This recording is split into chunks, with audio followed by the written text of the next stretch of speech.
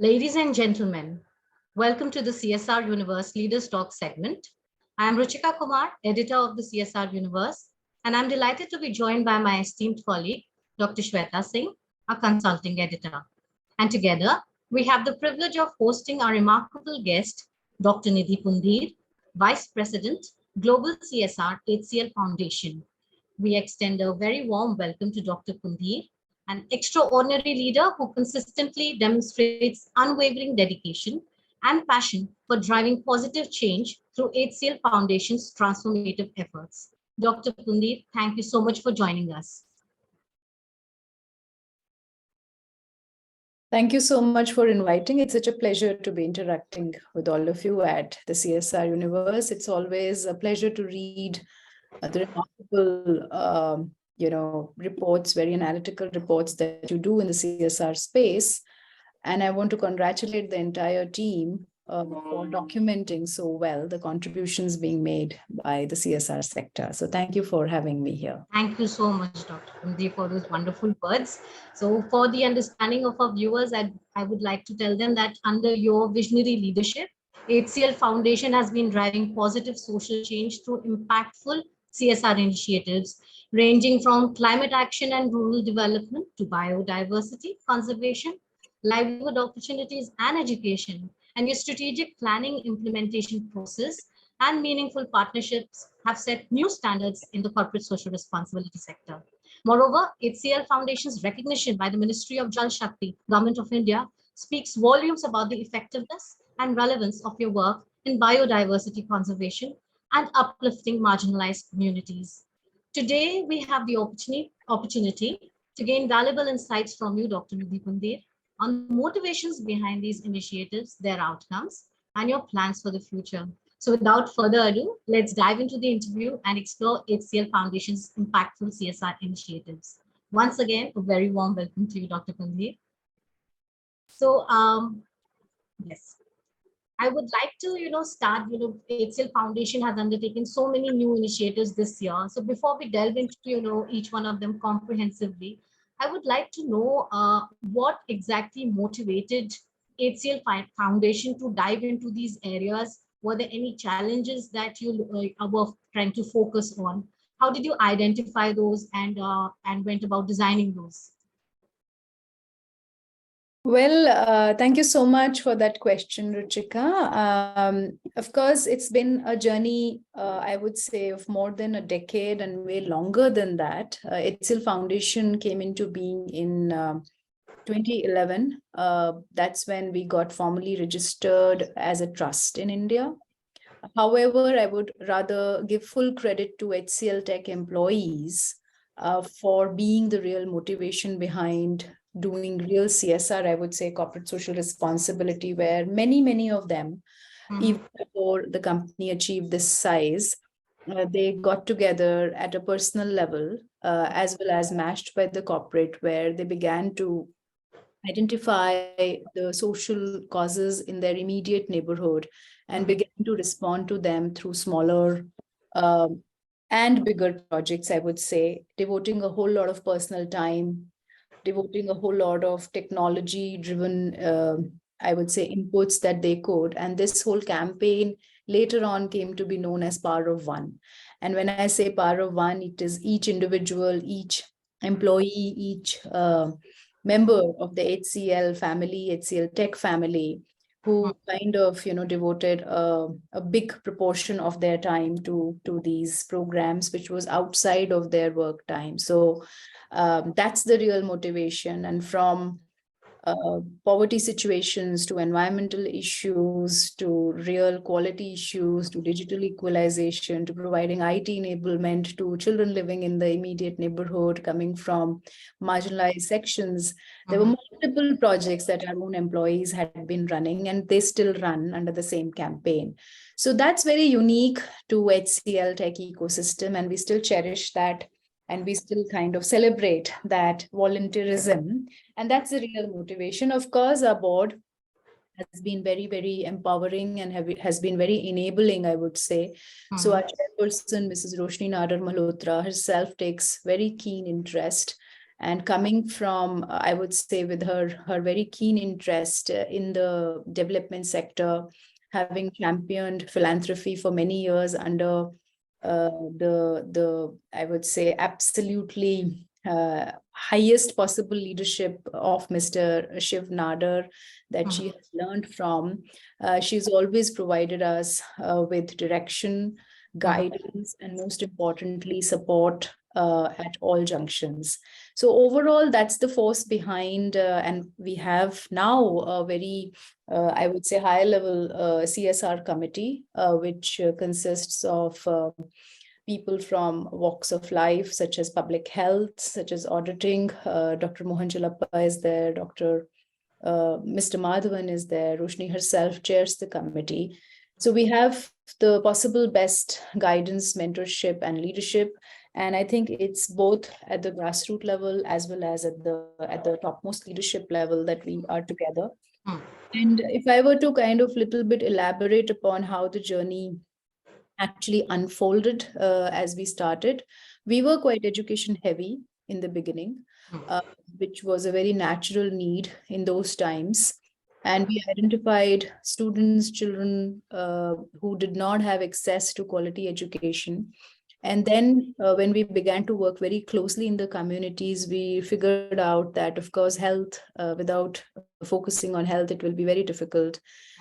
And then came the whole arena of vocational, I would rather say, relevance of education for the youth.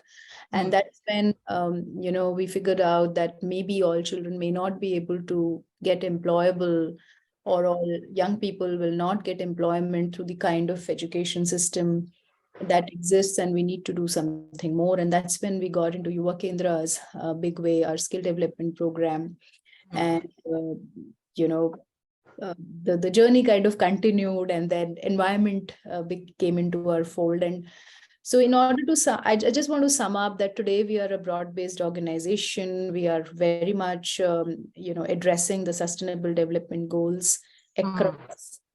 We are looking at early childhood education, care development. We have education, skill development and livelihoods. We focus on environment. And the flagship programs then began to unfold through a very high-level design thinking approach, an implementation-driven approach in collaboration and convergence with government. We've never duplicated on ground. We've always collaborated and converged with the existing and upcoming schemes of Government of India across 20 states. So that's been the journey. I usually sum it up that HCL Foundation has been a story of scale and depth, both simultaneously. That's wonderful. So, Dr. Pundhir, I would like to start with the education theme, the sector that you've been working for a very long time now. And recently you launched the Gen Can, which is a Generation for Climate Action initiative in schools.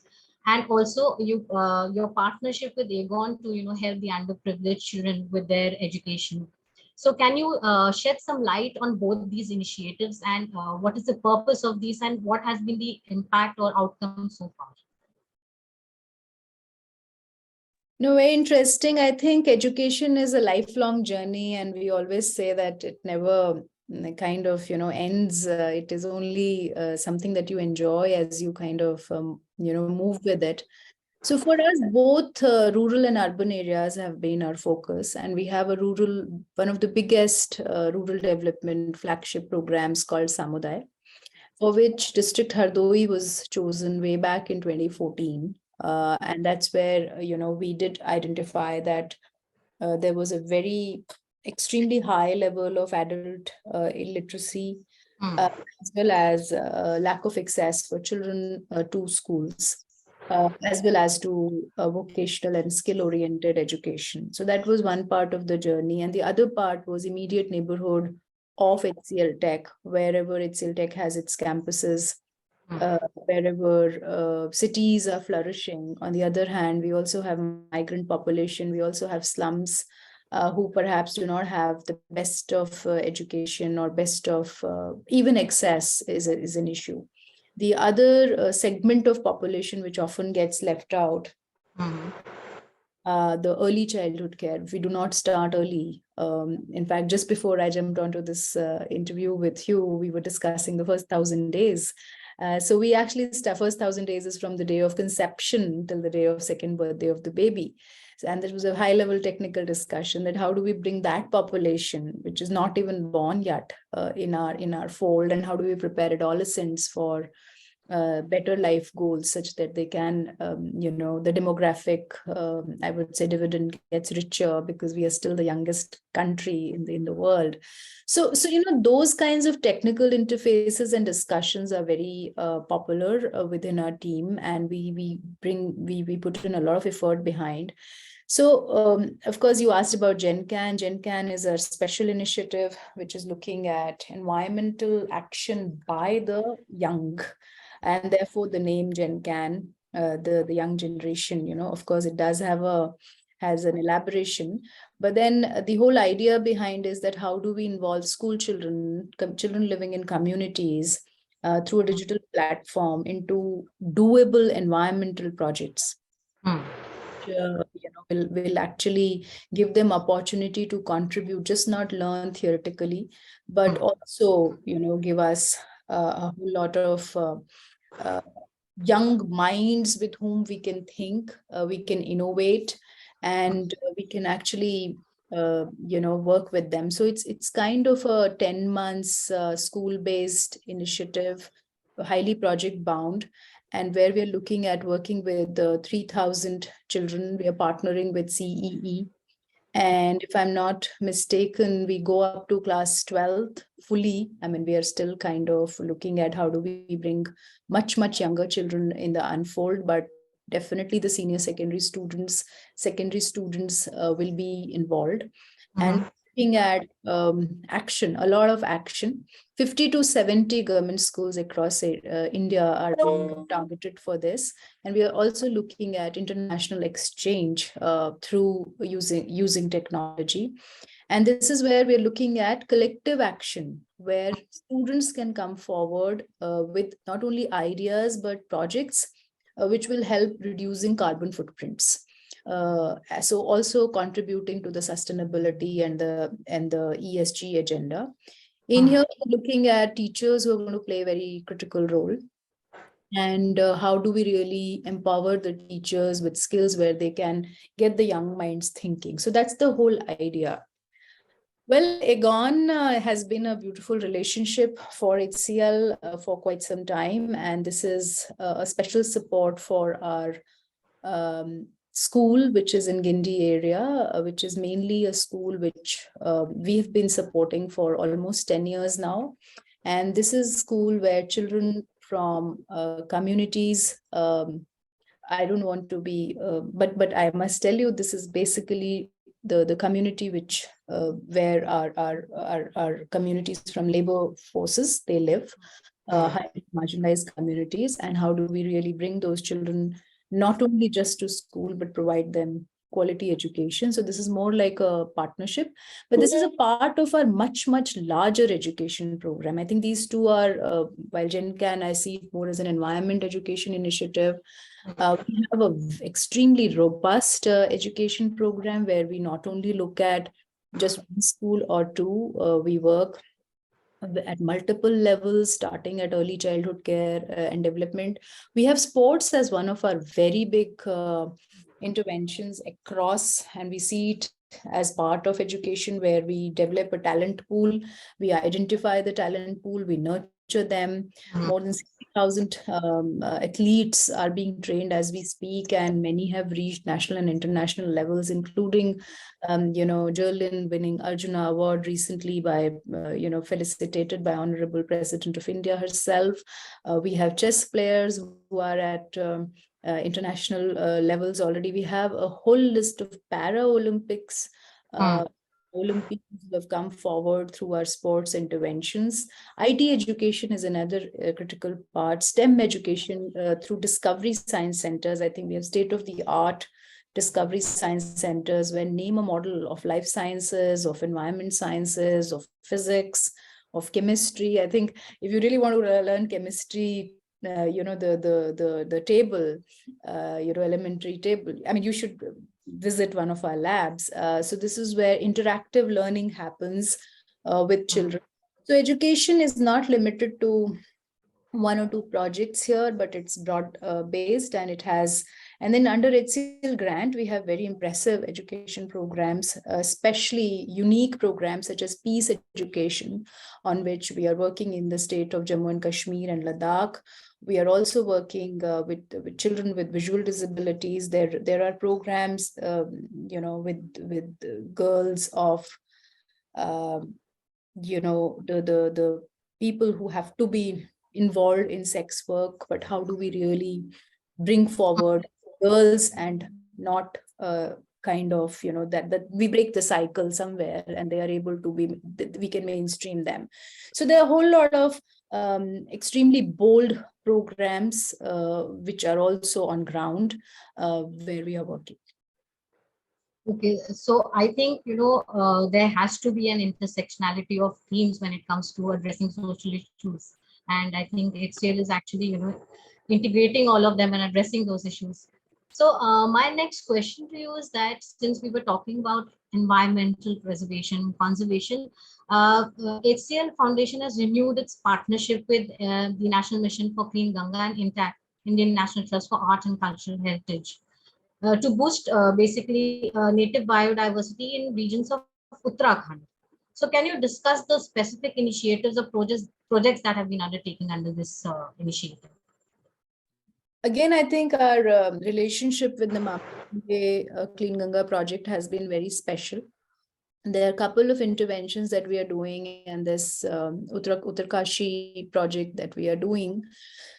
So there is this native species of Rudraksh, which country had been losing at a very fast rate. And I think there has been situation where we've imported Rudraksh from different neighboring countries. So the idea was to revive the species, and how do we really have our own nursery, and how do we really kind of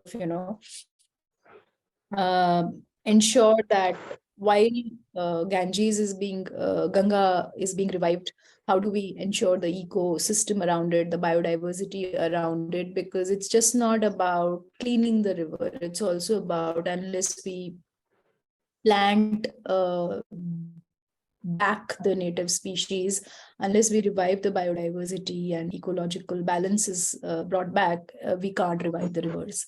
And after a lot of thinking, we focused on this. And of course, Intact, as you've already mentioned, are the implementation partners, and it was a co-created proposal. And the idea of reviving Rudraksh, I'll give full credit to Intact for that. And this was presented to Namami Gange and us, and we quite liked, and we've already kind of done more than 5,000 saplings, and now there is an in-house nursery, and we have extended the MOU to do another 10,000. It's a beautiful sapling. Once it grows, it is going to give us beautiful blue Rudraksh, and we're all waiting for it. So one thing which we are very proud of at HCL Foundation is that we believe in long-term development. We do believe in holding hands for longer time, because a lot of these environmental interventions will not give you results in just, Rudraksh, if I talk about Rudraksh, it is going to flower maybe in around 15, 16 years. It might take longer, but once it's there, it also stays longer. And then there is an ecosystem equilibrium that gets formed as a result. Native species of birds will return. And it is not a monoculture, though focus is there, but we are bringing in other species, native species also. The other initiative within Namami Gange is our very big initiative, where we are doing mass afforestation within the basin of Yamuna and Hindon, because where HCL's, I would say one of the biggest big campuses, not one of the biggest. One campus is 126 sector, where we have, within Noida, we have 30,000 people working. So a lot of our people work in Noida, which is in the basins of Hindon and Yamuna. So we are also doing, we've done more than 50 water bodies we've conserved fully. We have done massive native species. We have developed models of urban forests Okay. Now thriving already, where more than 60 to 70 native species of birds and aquatic species and butterflies and flowers and all can already be witnessed. And this has been a work of just about, I would say, 5 to 6 years. That's A lot of volunteerism happens. So those are two elements of our MOU with, or I would say, understanding with Clean Ganga Mission. That's impressive. I think Shweta has a question for you. Yeah, I actually wanted to go back to the Samuday program. Uh, it was launched in 2014. I'm quite familiar with it. I'm from UP. So I wanted to know that you recently extended that program in Tamil Nadu this year. So how did you choose that particular location in Tamil Nadu to extend the, because Samudaya is an extensive program. It's a holistic program. It's not just one initiative. So it's a large scale initiative. So how are you going about it? And how did you choose that particular location? So one, of course, because HCL was born in UP and we call Uttar Pradesh as our Karma Bhumi very much. So I think Mr. Nader definitely wanted to give back in big ways. And after a scientific assessment, which was undertaken initially by the teams, as well as certain international organizations involved, we had done a massive baseline here in Uttar Pradesh, basis which Hardoi district was identified for two very simple reasons. One, it offers the stable population where you work, you can show results, in 5 years time, you can start measuring results on rural development. Of course, the poverty situation we are all aware of, and there was no other. Of course, it's far away from both Lucknow and Noida campuses. In those times, Lucknow campus was also not there, but we wanted genuine model of rural development to emerge. And that was the reason Hardoi was chosen. And as you already said, it's a beautiful program with extremely intense impact in the areas of agriculture, livelihood, education, health, skill development. It's an integrated rural development program. Today we have women-led cooperatives, we have farmers collectives, we have farmers cooperatives, we have dairy farmers, I think one of the biggest collectives, one of the biggest models of solar electrification, household level solar electrification, plus solar electrification for essential services such as primary healthcare, the ECCD centers exists, and also in terms of last mile coverage of healthcare services, which includes universal healthcare for all. I think it's one of the best models one can claim, and we continue to work in the region, including coverage on tuberculosis, non-communicable diseases, and so on. Of course, there are clear indicators on maternal health, which are now even visible in the NFHS government surveys. So learning from this, we, being also housed in Tamil Nadu in big way, we essentially wanted to replicate the program, and we chose on purpose Tuticorin as one of the geographies for simple reasons. Again, it's a water scarce belt. It has very different rural development issues, but then model that we have been able to develop will be fully replicable with taking local needs into account. So we are working with the IITs, we are working with research organizations currently to get the best design out for the belt. But water is definitely identified as one of the reasons which is closely again linked with, I wouldn't say poverty as high as parts of UP, but then it's a very different kind of poverty. It's a very different kind of rural reality that we are facing in the belt, including gender issues and issues of alcoholism and this and that. So as we penetrate, I think it's just the beginning and baby steps, but we have signed up with the government of Tamil Nadu, and there is very good collaboration, I would say. Great.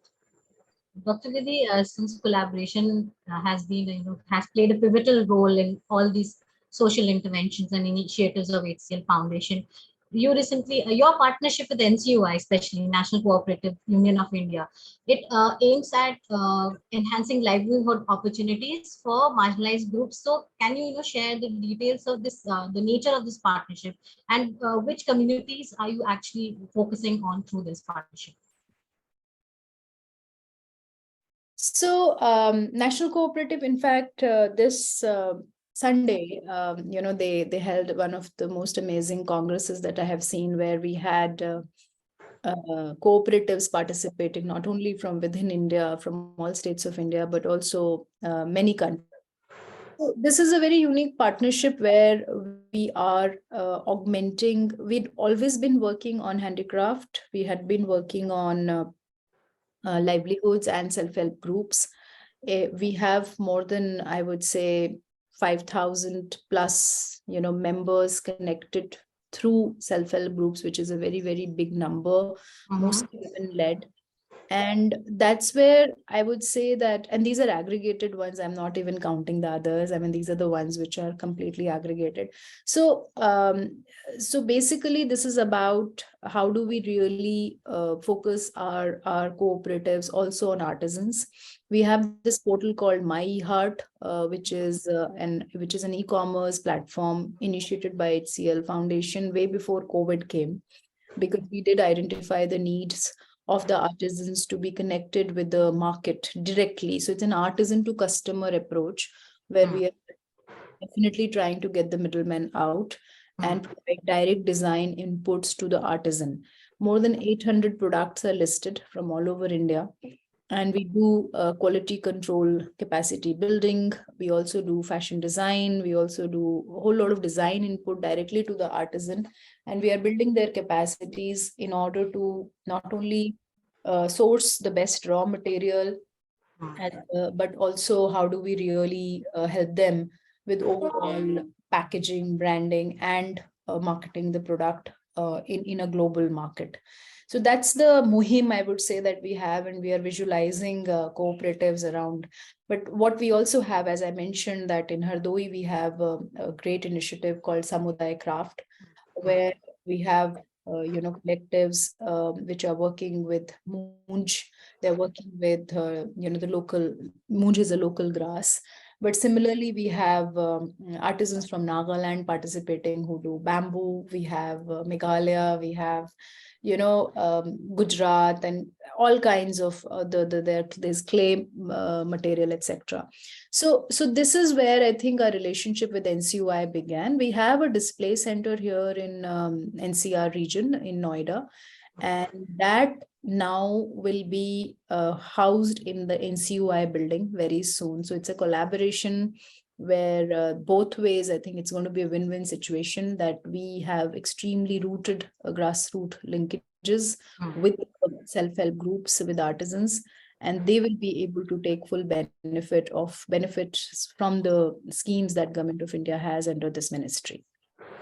Dr. Pundhir, did you face any kind of challenges? Because when it comes to, encouraging these communities, they, of course, they are, master craftsmen, but they do not have the adequate financial knowledge, and even, how to reach out to online retailing.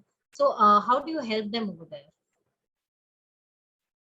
It is not an easy space to be in, because first thing is that you have to work is the confidence of people. I mean, first of all, how do you really bring them together in a cooperative? How do you really collect them? So that's the first challenge. The second big challenge is literacy. So one is, we still end up across the country with, because these are maybe generations, they're people above 50 years of age, they're people above 40 years of age, they've not had even 30 years. We are finding them, even if they can read their name and write, but there's no functional literacy.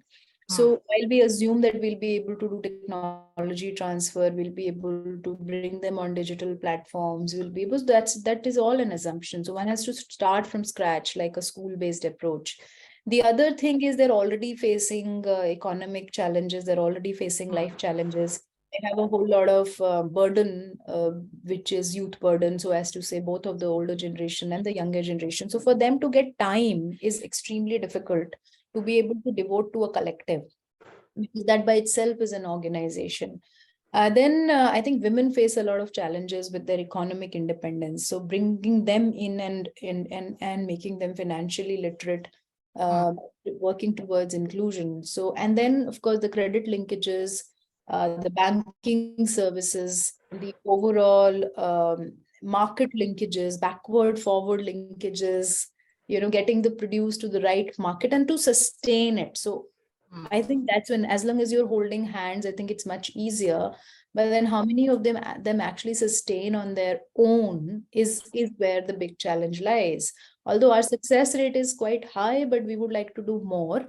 So it's not a school education space, or which we find that's also not very easy. But then this is where I think a lot of economic forces start coming into action, and that's where we are quite optimistic with this partnership with the ministry, that one would be able to possibly link them with the government schemes and leverage a lot from what is already available. And we sincerely appreciate the kind of proactiveness that we are now seeing from the side of government, paying attention to the cooperatives at district, state, and national levels.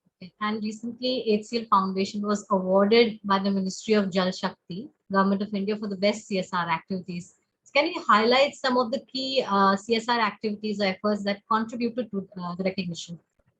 I think the work on water and this recognition by Ministry of Jal Shakti means a lot to us, and also the subsequent awards to our partners. We are See, what is important here is it's just not the recognition, it's also the subject of water, which is critical and which is important.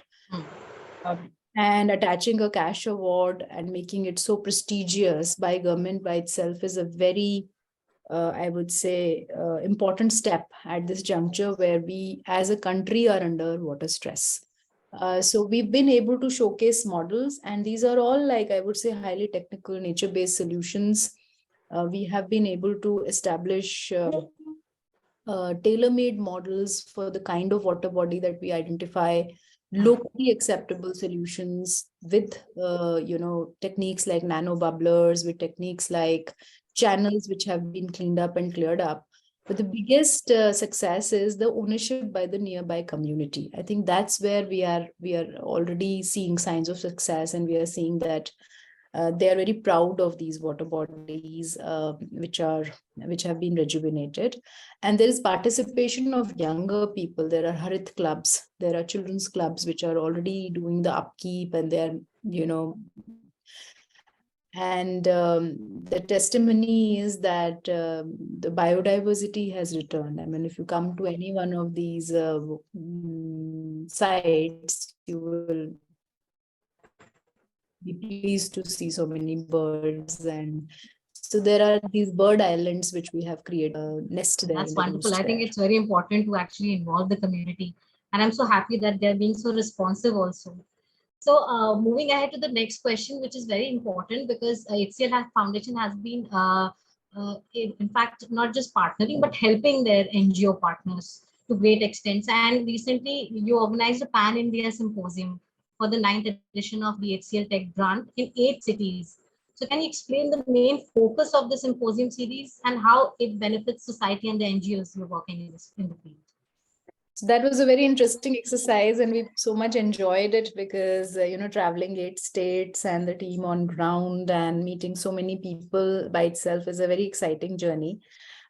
We focused this time of connecting the development sector, CSR sector, with the G20 presidency of India. And that's where I think, again, a very collaborative model where G20 officials themselves participated. And you must have seen the HCL Tech Grant logo going along with the G20. And we're very proud. And again, congratulations to government for taking over the presidency, which is a very unique milestone. So we're very proud of that.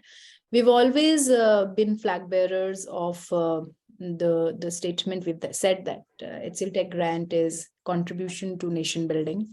And that was the theme with which we conducted all the symposiums across these 8 locations where we received a lot of support. But then we further, I would say, discussed issues like what does it mean for environment sector? What does it mean for the civil society overall? What does it mean for rural development? How NGOs can play a role in the entire G20, how ease of doing business, how economic gains, how the demographic dividend that we have as a country, and also educating the civil society sector. And I would say likewise being educated has been a very enjoyable journey through these symposiums. HCL Tech Grant ninth edition has been announced already, where we are again inviting non-government organizations to apply and look at the current policies, current frameworks, current developmental milestones, as well as hurdles where civil society can come forward and pitch innovatively. And that was the whole idea of traveling all 9 states, holding on-ground symposiums, inviting the NGO fraternity. So there were very interesting sessions from project cycle management to what does G20 mean for civil society in a specific sector, be it health, education, environment, and so on, which is basically the categories for which we invite applications each year. And we recently concluded in Delhi, again in NCUI auditorium, which was a delight to see that so many organizations, I think more than 2,000 to 3,000 participants in various forms, they participated, and it was very, very, I would say, mutually learning from district magistrates of the city to chief secretary level positions to people working at a very including the principal advisor to the honorable prime minister's offices, Manthan platform, and so on. So we saw a very massive collaboration and convergence through these symposiums. That's amazing. It's actually heartening to see that, you are reaching out to the local administration because they are the ones who know about the grassroots problems. So of course the partnership will work out effectively. Dr. Pundhir, I wanted to ask you, HCL Foundation is such a huge organization now, and you're working across sectors like broad sectors like education and healthcare, and you have initiatives in environment, climate change, biodiversity conservation. So I wanted to know, since you are heading the organization, how do you actually allocate your resources across these domains? How do you prioritize which interventions to go ahead with? So what's the thought process behind the allocation of resources? And that's a very good question. So what we do is that there is always this team of technical leads, which is studying the national fact sheets, being guided by the global sustainable development goals. And the strategic planning happens almost 3 years ahead of time. So it's not that each year we just allocate the resources, and most of our projects are long-term projects.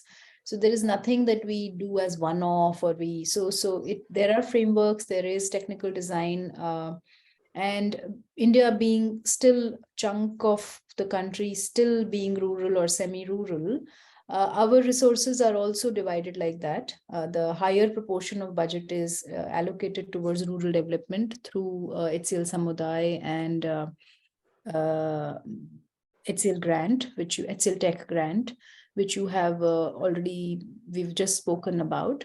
But having said that, we definitely realize and we know for sure that by 2030, 40% of India is going to live in urban and peri-urban areas where the face of poverty is very different. And we were early starters in that field also. Rather, 2 years ago, the Ministry of Corporate Affairs awarded us with the best in industry CSR award for slum area development. And that was for our project Uday, which is focused on working with the marginalized communities in cities.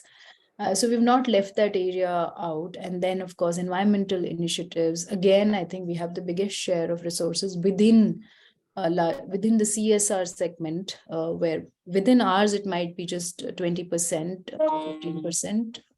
I would say 17, 18% now. But then if we compare across the CSRs, I think we have been dedicating a lot of our share of resources towards conservation, rather investing, I would say. So to answer your question, we are guided by fact sheets, we are guided by roundtable discussions with the authorities, we co-create with them, we meet them quite regularly. We have these series of symposiums each year, which gives us a chance to reflect upon the local realities. Teams travel extensively. I think we are the maximum traveled team. Minimum 18 states to 20 states are traveled by HCL Foundation each year. So we are grounded, we remain, I mean, starting from Northeast to Gujarat, from the highest, topmost areas of Jammu Kashmir to Andamans, we don't leave any geography. And there is a reflection that happens. So there are ways for us to kind of step out, and there is a cross. So teams also kind of move from one project to another, and there is this whole opportunity for them to travel and touch the ground. So that's how it happens. Resource allocation is very conscious. We also dedicate a good share of our resources towards people living with disability and overall inclusion.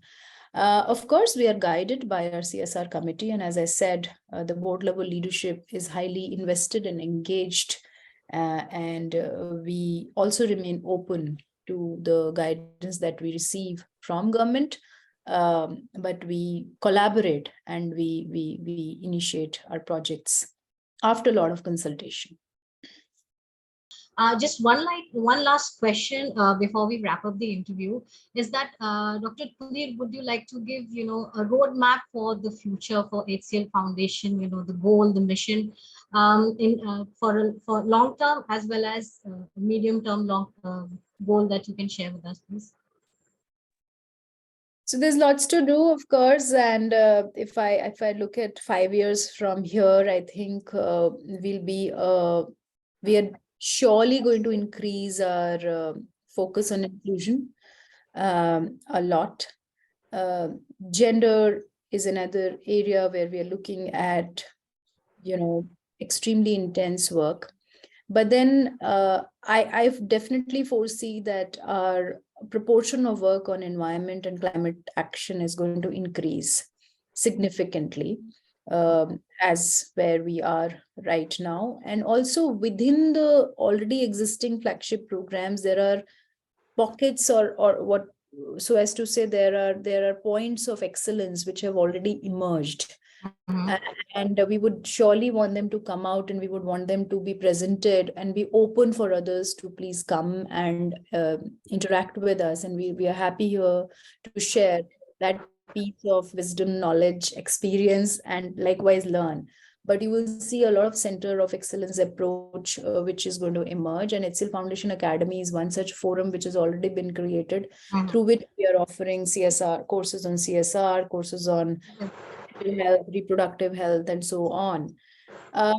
From here, I think after 12 years kind of a journey, the next decade also looks quite exciting for HCL Foundation. There's a very strong team, and I always say it's always a team of work. It's the work of a much bigger team, almost like 400 plus people with 200 partners, through whom another 2,000 people and various agencies. So it's like a कारवां जो बढ़ता चला गया है और बढ़ता रहेगा. But it's also time for us to consolidate a bit and reflect upon the impact.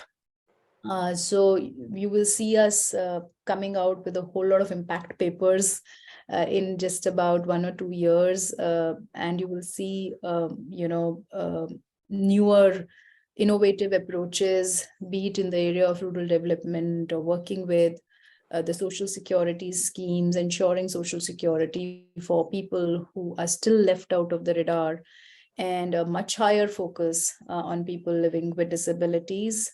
Plus, biodiversity footprint is definitely going to become way stronger than what, because the source codes are kind of ready and they are now scaling up. Great. It was really inspiring to hear about HCL Foundation's diverse portfolio encompassing climate action, rural development, biodiversity conservation, livelihood, education. So, Dr. Pundhir, and I think under your guidance, the foundation has made tangible differences in the lives of individuals of these communities. And so we are really thankful that we spoke to you today and we gained those valuable insights from you. We extend our gratitude to you once again for giving us this chance and talking to us. Thank you so much. Thank you for inviting on behalf of entire HCL Foundation team as well as HCL Tech and HCL family. We wish you the very best. Thank you. Thank you so much. Thank you.